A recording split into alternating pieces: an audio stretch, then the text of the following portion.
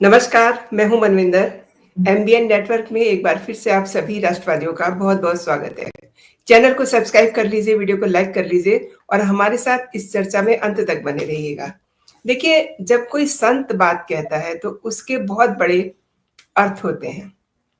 गोरक्षपीठ के संत योगी बाबा ने कहा है कि देश में ब्रिटिश उपनिवेश की चर्चा होती है, फ्रांसीसी उपनिवेश की चर्चा होती है, लेकिन राजनीतिक इस्लाम की चर्चा नहीं होती है, जिसने सनातन आस्था पर सबसे ज्यादा कुठाराघात किया है।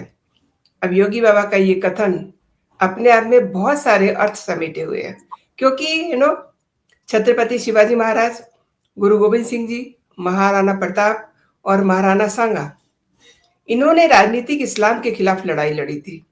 और यही नहीं, पूर्व में हमारे पूर्वजों ने राजनीतिक इस्लाम के खिलाफ बहुत सारी लड़ाइयां लड़ी हैं, जिनकी कभी चर्चा ही नहीं होती। तो इसे समझते हैं। मेरे साथ जुड़ चुके हैं गिरधर मावड़ी सर। पहली बार मेरे चैनल पर आए सर, आपका बहुत बहुत स्वागत है। नमस्कार। नमस्ते मनविंदर जी, आपके दर्शकों को सबको मेरा प्रणाम, नमस्कार। जय श्री राम, हर हर महादेव और जय श्री कृष्ण। जय श्री राम। दर्शकों को मैं ये भी बताना चाहूंगी कि आप सर को कई सारे टीवी चैनल्स पे भी देखते हैं, तो आगे बढ़ने से पहले जरा ये वीडियो देख लेते हैं कि योगी जी ने एक्चुअली कहा क्या है।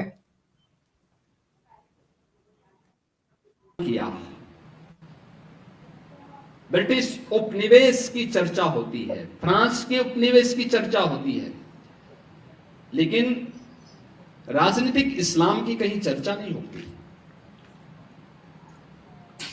जिसने आस्था पर कुठाराघात किया, यानी ब्रिटिश उपनिवेशवाद के खिलाफ हम लड़े थे, हमारे पूर्वज लड़े थे। फ्रांस के उपनिवेशवाद के खिलाफ हमारे पूर्वज लड़े थे, लेकिन राजनीतिक इस्लाम के खिलाफ भी हमारे पूर्वजों ने लड़ाई लड़ी थी। बड़ी बड़ी लड़ाइयां लड़ी थी। छत्रपति शिवाजी महाराज को, गुरु गोविंद सिंह जी महाराज को, महाराणा प्रताप को, महाराणा सांगा को हम इसी बात के लिए स्मरण करते हैं। इसी बात को लेकर के हम उनको राष्ट्र नायक के रूप में सम्मान देते हैं। लेकिन ये राजनीतिक इस्लाम वही है जो छांगुर के रूप में डेमोग्राफी को चेंज करके राष्ट्र माता के टुकड़े टुकड़े करने की मंशा के साथ कार्य कर रहा है। और उससे सतर्क रहने के लिए राष्ट्रीय स्वयंसेवक संघ आज समाज को जोड़ने के जिस बड़े अभियान को आगे बढ़ा रहा है, और वह अत्यंत अभिनंदनीय प्रयास है। जो महत्वपूर्ण दायित्व संघ ने पिछले 100 वर्षों के दौरान समाज जीवन के अलग अलग क्षेत्रों में उठाए और समाज को एकजुट करके एक नया परिवर्तन करके दिखाया है।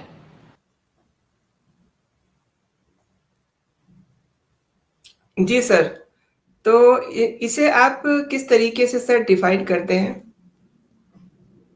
देखिए, जब से ब्रिटिश इस देश से चले गए हैं, तब से लेके आज तक एक नैरेटिव चला, उसको आप सेक्युलरिज्म बोलिए या कांग्रेस की सेक्युलरिज्म बोलिए, जो भी है, ये हिंदू मुस्लिम के बारे में चुप्पी साधे हैं एक, और दूसरा उनको उनके ऊपर पर्दा डालने का कोशिश किया है। जहां इनके प्रताड़ना से पीड़ित या इनके जो जितने भी कार्यक्रम थे इनके हिंदुओं के खिलाफ, वो सब पर्दा डालने का या कारपेट के नीचे डालने का कोशिश किया है कांग्रेस ने।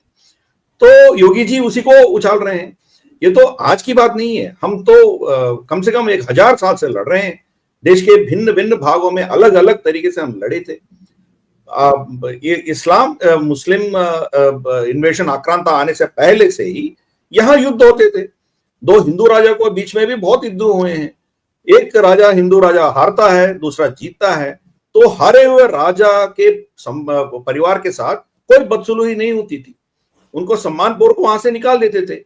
मगर जब मोहम्मद घोरी ने दिल्ली को कब्जा किया, हमने देखा है महारानी संज्ञों के साथ क्या क्या किया। वो उनको बलात्कार किया, मतलब सामूहिक बलात्कार किया, उसको मतलब नग्न ऐसे रखा था बहुत से दिनों तक। तो ये सब देख के पूरा देश हैरान हो गया। तो इमीडिएट रेस्पॉन्स क्या थी हमारी?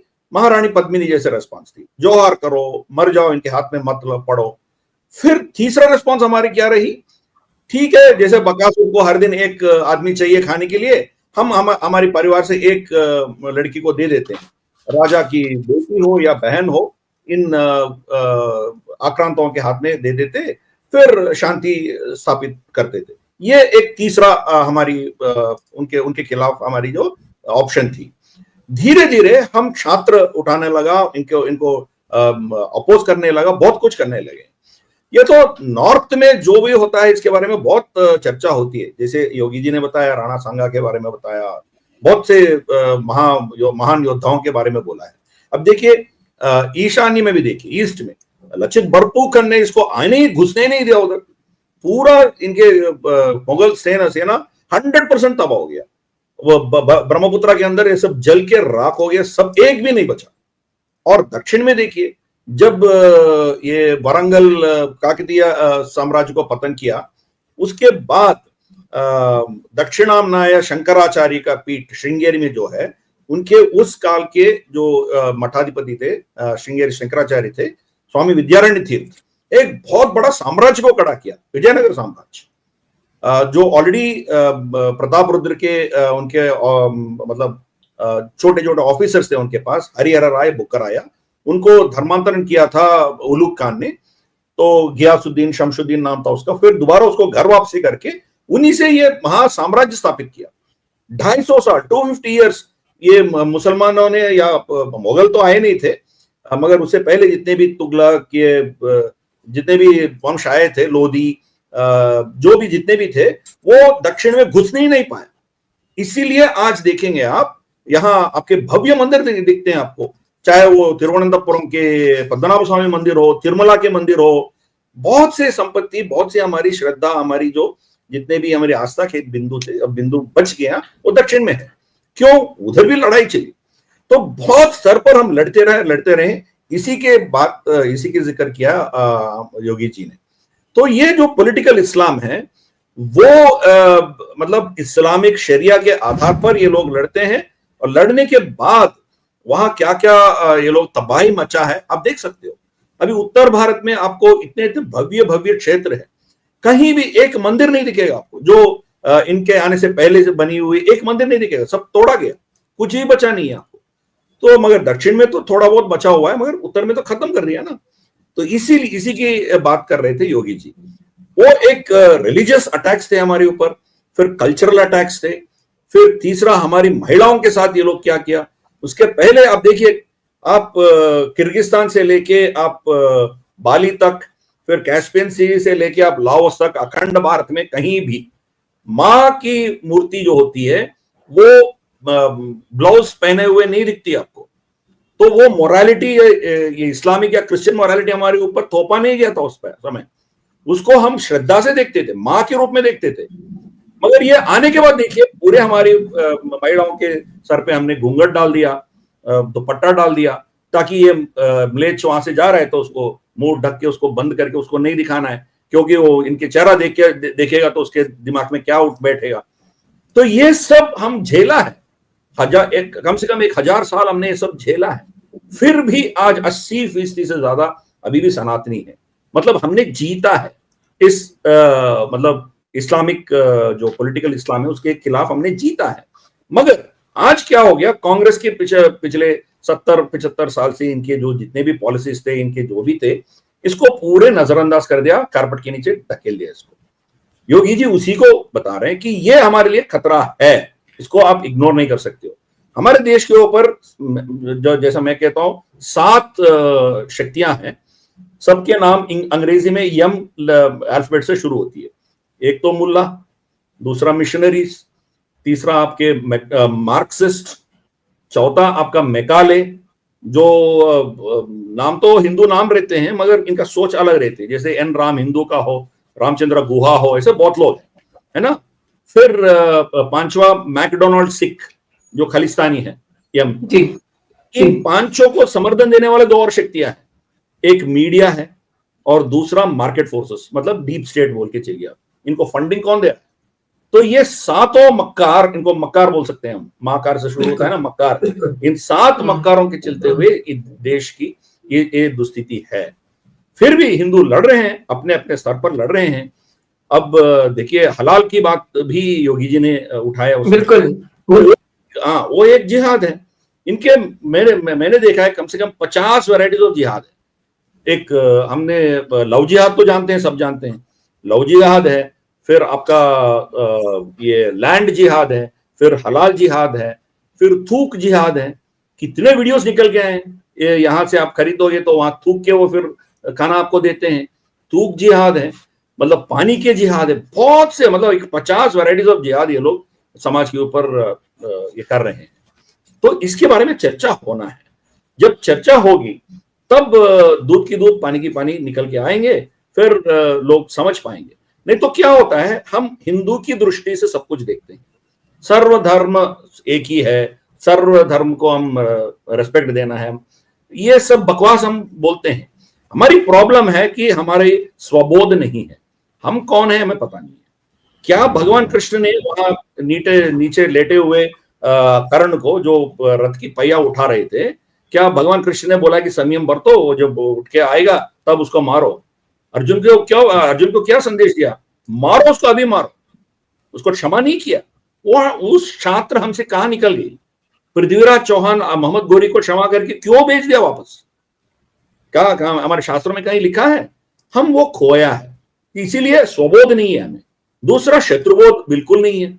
वो इस्लाम में विश्वास रखने वाली, जो जिहादी सोच रखने वाले लोग हैं, या इवेंजलिकल क्रिश्चियनिटी के सोच रखने वाले जितने भी है, उनकी क्या सोच है, उनकी किताब क्या कहती है और उनके आचरण क्या है, ये पहले हमें समझना चाहिए। जब तक वो समझते नहीं है तब तक हम ये सब धर्म एक ही है, ये सोशलिज्म, सेक्युलरिज्म, ये लफ्ज लेके हम चलेंगे तो मरने वाले हम हैं। जो सेक्युलरिस्ट है इन्हीं को पहले मारते हैं। अब देखिए पाकिस्तान की क्रिएशन में कम्युनिस्ट पार्टी ऑफ इंडिया इनको समर्थन दिया था, और कुछ लोग पाकिस्तान में भी वो लोग मतलब कम्युनिस्ट पार्टी ऑफ पाकिस्तान भी बनाए थे। 5-6 साल के अंदर एक भी नहीं बचा। कुछ लोग भारत भाग के आए, इवन मुस्लिम्स, जो कम्युनिस्ट मुस्लिम्स थे वो भी भारत भाग के आ गया। बाकी सब कोई बचा नहीं, सबको मार दिया। अब कम्युनिस्ट पार्टी एक मुसलमान देश में दिखाई है मुझे, कहीं भी नहीं दिखेगा। और जो कम्युनिस्ट देश है चाइना में इस्लाम बच नहीं पाएगी। उनको जिंगजियांग में क्या क्या कर रहे हैं देख ही रहे हैं, गोश्त खिला रहे हैं उनको, सुअर खिला रहे हैं, शराब पिला रहे हैं, उससे उनके औरतों को साथ ये रेप करके उनको हान चाइनीज की एक पीढ़ी ले आ रहे हो। मतलब क्या क्या कर रहे हैं इनके मस्जिद तोड़ के वहां टॉयलेट बना रहे हैं।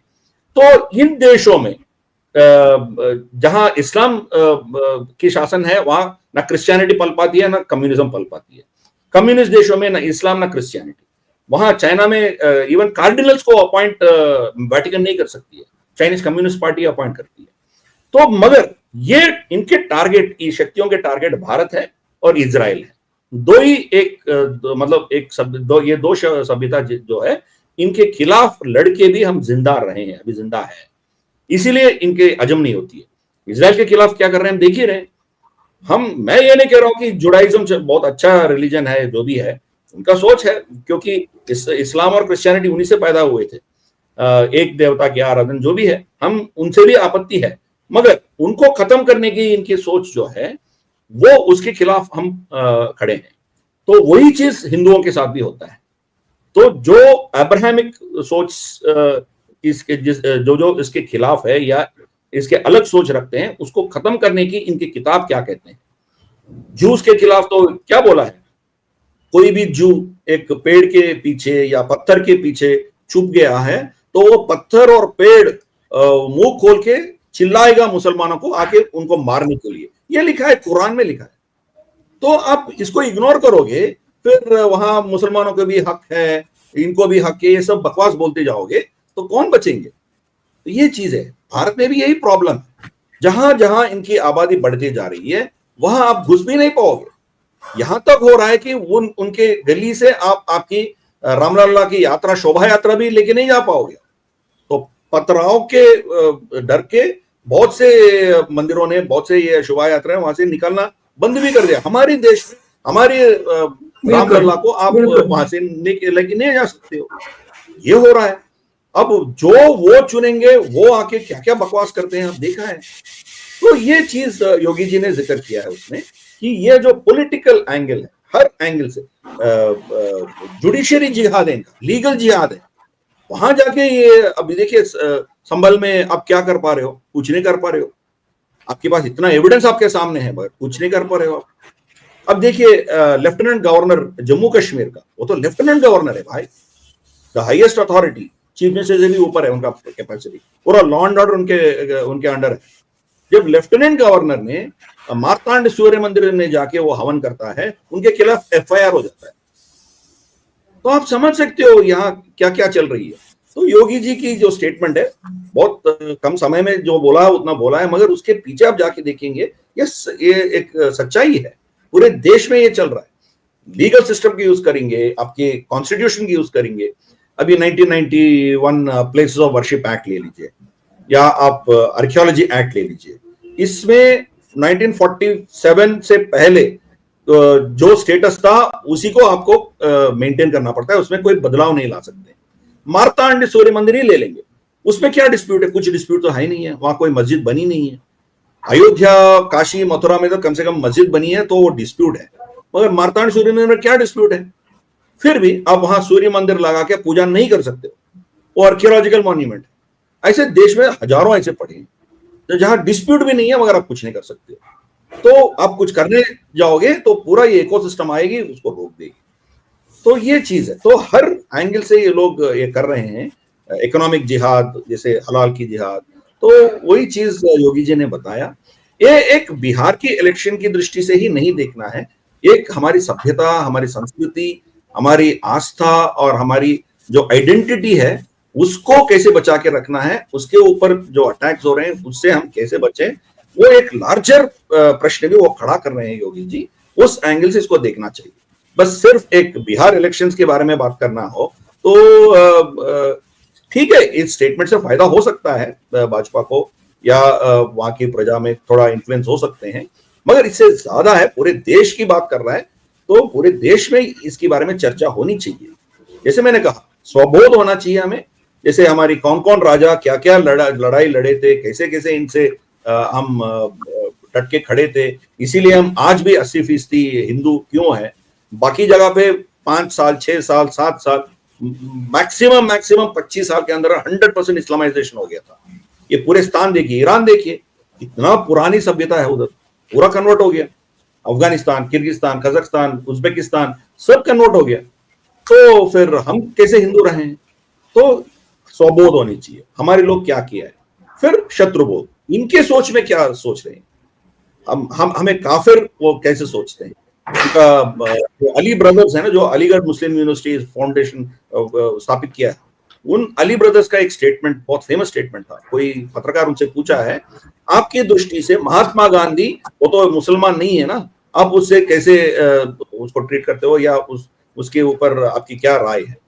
तो उनका स्टेटमेंट है कि जो इस्लाम मानने वाले बंदा जो है वो रेपिस्ट हो सकता है, मर्डरर हो सकता है, लुटेरे हो सकते हैं, मगर वो गांधी से अच्छा इंसान है करके बोला। तो मतलब गांधी को जहन्नुम मिलेगा और इस बंदे को मुस्लिम होने के नाते इनको जन्नत मिलेगा। वो सोच ये है, बताइए।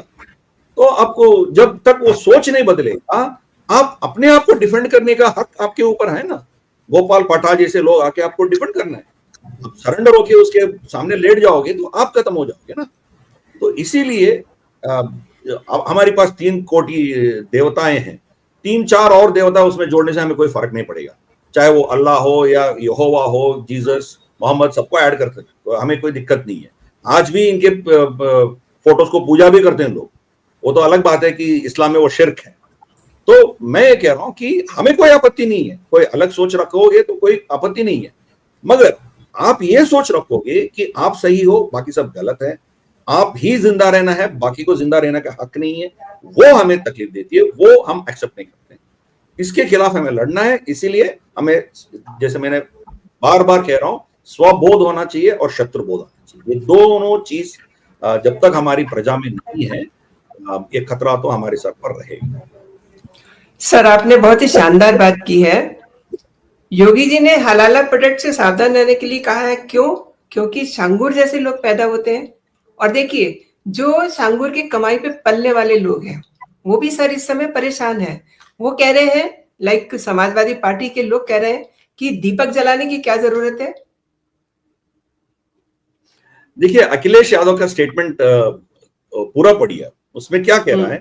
अब देखिए, क्रिश्चियंस देखिए, वेस्ट में जाके देखिए, पूरा शहर वो लाइटिंग करते हैं, इतना शानदार, इतना अच्छा रहता है, तो फिर दिया जला के पैसे वेस्ट बर्बाद क्यों करना है, ये उनका स्टेटमेंट जी। एक दिया जलाने का जितना खर्चा होता है, उससे 10-20 गुना ज्यादा खर्चा और लाइटिंग के लिए होता है आपके लिए। उसका इलेक्ट्रिसिटी कहां से आता है ना, वो हीट प्रदूषण फैलाती है वो सब चीज। उनको इलेक्ट्रिसिटी जनरेट करने के लिए आप फॉसिल फ्यूल यूज करते हो। कोई भी ऐसा देश नहीं है आज इस पृथ्वी में जहां बगैर फॉसिल फ्यूल का एक सोलार या विंड एनर्जी से उनका पूरा ऊर्जा उत्पन्न होती है, ऐसा एक भी देश नहीं है। मतलब आप कितना प्रदूषण करके इनको ये इलेक्ट्रिक बिजली को पैदा कर रहे हो। तो मतलब ये लोग जो मतलब परिवारवाद होते हैं ना, इनके एक एक पीढ़ी, इनके दिमाग कितना भ्रष्ट होती है देखने के लिए अखिलेश यादव काफी है आपके लिए, राहुल गांधी आपके लिए काफी है। कोई भी एक भी मुझे दिखाइए जो पहली पीढ़ी जो है वो इतना लड़ के बहुत कुछ करके, ऐसे तो उनका सोच अलग हो सकते हैं, हम उनसे विभेद भी कर सकते हैं, मगर उसके बाद पतन कैसा होता है अखिलेश यादव को देख के हम बोल सकते हैं।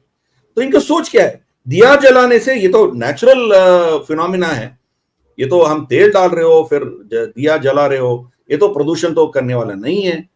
और तो और ये जो मिट्टी से वो दिया बनाते हैं ना, वो एक पिछड़े हुए जाति है, उनको आप जलील कर रहे हो, उनको अपमान कर रहे हो, है ना। और इस देश की मेजॉरिटी की आस्था के ऊपर आप वार कर रहे हो। मगर आपको बकरीद के दिन लाखों बकरियों को बेरहमी से कत्ल करते हैं, उसमें आपको कोई पीड़ा नहीं है, कोई तकलीफ नहीं है। और इतने पेड़ काट के आप दिसंबर 25 को क्रिसमस डे वो लोग मनाते हैं, उससे आपको कोई पीड़ा नहीं है। मगर दिया जलाया, उससे आपका पीड़ा है। तो इसकी मानसिकता क्या है आप समझ सकते हो। हाँ, एक वोट बैंक पॉलिटिक्स चलाने की चीज अलग है, पर लॉजिक भी देखिए, लॉजिक के एंगल से भी देखेंगे, दिया जलाना कितना कम खर्चा होगा और प्रदूषण का कोई प्रॉब्लम नहीं होगा, बल्कि एक्चुअली वो उससे जो धुआं निकलती है ना, एक्चुअली वो पर्यावरण के लिए अच्छा है। क्योंकि इस समय में आपको बहुत से कीड़े मकोड़े और मच्छर ये सब निकल के आते हैं, जब ये जलाते हैं वो सब मर जाते हैं, तो आपको पोल्यूशन एक्चुअली कंट्रोल होती है। इसीलिए दिवाली के दिन के बाद आपके यहाँ जितने भी ये मतलब ये कीड़े मकोड़े होते हैं ना, वो सब मर जाते हैं। अभी दिल्ली की हालत तो अलग है, ये तो पाकिस्तानी पंजाब और भारत की पंजाब, वहां जलाते हैं, स्टबल बर्निंग होती है, इसके चलते हुए यह प्रदूषण होता है। ये दिवाली के पटाखों से कुछ लेना देना नहीं है। मगर इनके लॉजिक ये सही है, अखिलेश यादव जैसे लोग का यही सोच है। तो वही एक्सपोज किया योगी जी ने, बोला ये बचपना है, ये बचपना से बाहर उभरा ही नहीं है, ये इनका सोच इतना भ्रष्ट है, तो क्या करें। मगर जो हिंदू से घृणा करते हैं, ये हमारी सभ्यता से घृणा करते हैं, वो सब इनके पीछे खड़े हैं। ये कुछ भी बकवास बोले, इनके पीछे खड़े हैं। तो अब क्या कहें। डोनाल्ड ट्रंप कहता है कि भारत की इकोनॉमी मर गई है, और राहुल गांधी कहता है हाँ सही मर गई है। अभी दिवाली के खरीदारी देखिए आप, 6 लाख करोड़ पर हमने खरीदा है, तो कौन सी मरी है। तो इनकी सोच तो इनका कुछ है ही नहीं है, बस किसी ना किसी तरीके से इस देश का, हिंदुओं का और मोदी जी का अपोज करना है। बस उसमें कोई लॉजिक नहीं रहता है, अपने आप एक मतलब बेवकूफ सबके सामने बन के वो आते हैं, और कुछ नहीं है। सही कह रहे हैं सर आप। और देखिए, भागलपुर में फिर से एक घटना हुई है धार्मिक पोस्टर फाड़ने की। इन्होंने एक नया मतलब शिगुफा छेड़ दिया है शैतानी करने का, मतलब जो माहौल है त्योहारों के दौरान उनसे खराब करने का। मैं आपसे सर ये समझना चाहती हूँ कि इनके अंदर ये सब करने की हिम्मत कहाँ से आती है, कौन इनको बूस्ट कर रहा है। किताब, सिंपल लॉजिक किताब। दुनिया में कहीं भी जाइए, उनका प्रेरणा कहां से आती है, उनके किताब से आती है। तो जब तक उसमें बदलाव नहीं आएगा तब तक आप कुछ नहीं कर सकते हो। इनके सोच ऐसे जैसे रहेगी। उसामा बिन लादेन एक बिलियनियर था, वो किया क्या फिर? तो एक और लॉजिक वेस्ट और अमेरिका ये सब हमारे बोलते थे कि इनके पॉवर्टी है, खाने के लिए कुछ नहीं है, इसीलिए वो फिदाइन बनता है, ये सब बकवास बोल रहे थे। अयमन अल जवाहिरी एक डॉक्टर था, फिर ओसामा बिन लादेन एक बिलियनियर था, ये लोग टेररिस्ट क्यों बने? ओमर शेख वो नासिर हुसैन का क्लासमेट था, इंग्लैंड कैप्टन, फॉर्मर कैप्टन, उसके क्लासमेट था, वो खंडहर हाईजैक इसमें क्यों उसमें इन्वॉल्व था वो? तो इसीलिए इनकी सोच आप समझने के लिए आप पहले किताब में जाना चाहिए। किताब इनके लिए प्रेरणा है, और किताब में जो कहा गया वो उससे डरते हैं या उस चीज को पाने के लिए कुछ भी करने के लिए तैयार। यहां आप 9/11 अटैक्स, जो वर्ल्ड ट्रेड सेंटर पे अटैक्स हुआ था ना अमेरिका में, उनके आप रिपोर्ट्स पढ़ेंगे तो उनके पूरे डिटेल्ड एविडेंस के साथ वो कोर्ट में पेश किया। उसमें ऐसा है कि जो मोहम्मद अत्ता, ये लोग जो फिदाइन जाके उधर अपने आपने खुदकुशी कर लिया, उन लोगों की फ्लाइट चढ़ने से पहले क्या किया वो पढ़िया। ये लोग अपने प्राइवेट पार्ट्स को शेव करके रेडी कर रहे थे ताकि इनको 72 हूरे मिलेंगे उधर जाते ही, उनके लिए यहां तैयारी कर रहे थे। मतलब आप समझ सकते हो कि कितना ब्रेन वॉशिंग हुआ। तो क्रिस्टीन फेयर करके एक एसोसिएट प्रोफेसर है अमेरिका में, वो पाकिस्तान और अफगानिस्तान के बारे में बहुत गहरा अध्ययन किया है। उसमें ये फिदाइन जो भी टेररिस्ट थे, जो सेल्फ इमोलेशन करके मरते हैं, उनके माताओं को इंटरव्यू किया है। उनसे जाके पूछा है कि आपके लड़का ने फिदाइन होके मर गया तो आपके क्या उसके बारे में क्या कहना है? वो बोलती है कि भगवान मुझे और शक्ति दे तो मैं 10 और ऐसे पैदा करूंगा। क्यों? वो अल्लाह के पास जाने के बाद मेरे लिए रिकमेंडेशन करता है कि मेरी माँ है, इनको अच्छी जगह पर बिठाना है, तो मुझे जन्नत में अच्छी जगह बिठाने का सिफारिश मेरा लड़का शहीद जो हो गया वो करेगा। तो मतलब इस दुनिया में कुछ नहीं रखा है उनके लिए, मरने के लिए पैदा हुए, वो 72 हूरों के लिए लोग पैदा हुए। जब तक ये सोच आप समझेंगे नहीं, जब ये किताब नहीं पढ़ोगे, तब तक आप कुछ नहीं कर सकते हो। मोहम्मद बिन सलमान इसको रिफाइन करने की कोशिश कर रहा है। वो खुद कहा है कि जितने भी हदीस है वो आज रेलेवेंट नहीं है, बहुत से इसमें हदीस फेक है, कोई बीच में लगा दिया, वो सब पहले से ही शक है इसके ऊपर, ये सही हदीस नहीं है। बाकी 90% इस कालखंड में, इस समय, मतलब 13-14 साल के बाद, 100 साल के बाद इसका कोई रेलेवेंस नहीं रहा, इसको हटाना है। मोहम्मद बिन सलमान खुद कह रहा है, तो उसको भी ये लोग खत्म करेंगे। इसीलिए वो एक इंटरव्यू में कहा, मेरी जिंदगी कोई भरोसा नहीं है, पता नहीं मैं कब मरूंगा, इतना यंग लड़का है, फिर भी उनको अटैक करेंगे, उनको जिंदा नहीं छोड़ेंगे। तो ये चीज है, वो उनका प्रेरणा, इंस्पिरेशन वो किताब से आता है। जो किताब, इवन भगवत गीता में भी भगवान कृष्ण ने क्या बोला है, अर्जुना को क्या बोला है, अब उठो, लड़ो, मारो। तो क्या हर हिंदू आके हम सबको मार थोड़ी दें? मगर वो क्यों कर रहे हैं ये समझना चाहिए। उनकी जो थियोलॉजी है, उनकी जो सोच है, वहीं से निकल के आती है। महिलाओं के साथ इनका क्या व्यवहार है, पर्यावरण के बारे में इसका क्या दृष्टि है, ये सब चीज किताब से ही आपको पता चलेगी।